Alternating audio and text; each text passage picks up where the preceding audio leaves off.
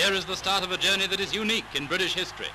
Never before has a reigning sovereign and his queen made a tour of one of the dominions, still less paid a state visit to the US. Thousands cheer along the route to Waterloo Station, and waiting to receive their majesties on the platform are the Prime Minister and the American Ambassador, the Duke and Duchess of Kent, and the Duke and Duchess of Gloucester. Their majesties drive up in a state landau, the king wearing the uniform of Admiral of the Fleet, the queen in lilac with a halo hat, and the little princesses in pale blue.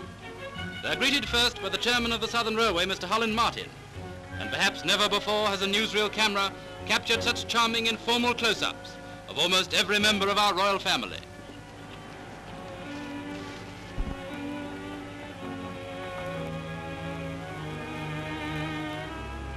The Queen says goodbye to the American Ambassador, the Prime Minister, Sir Samuel Hoare, and Lord Halifax.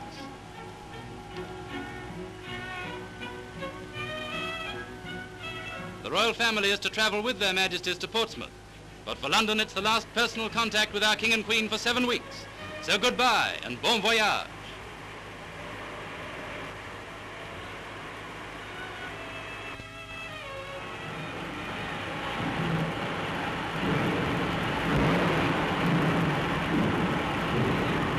But the cameras are already at Portsmouth as the Victory dresses ship for the royal departure.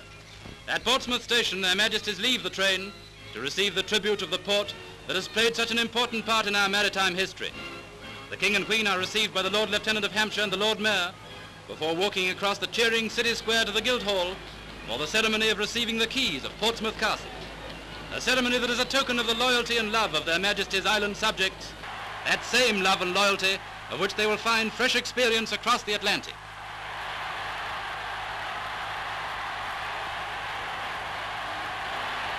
The keys are presented by Brigadier General Robb, and after the simple but significant ceremony, their majesties enter their car to join the Empress of Australia while Portsmouth gives its final send-off.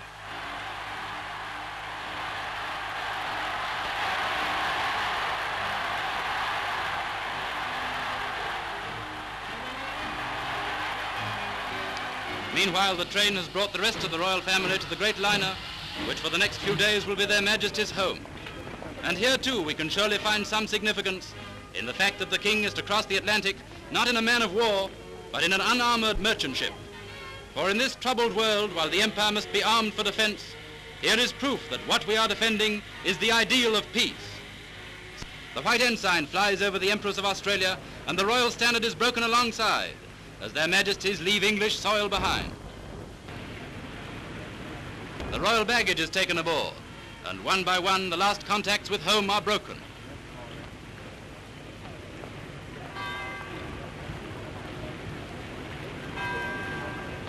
And the Empress of Australia puts to sea. With their majesties go the good wishes of all the peoples of the empire, who in imagination will follow every mile of the royal progress.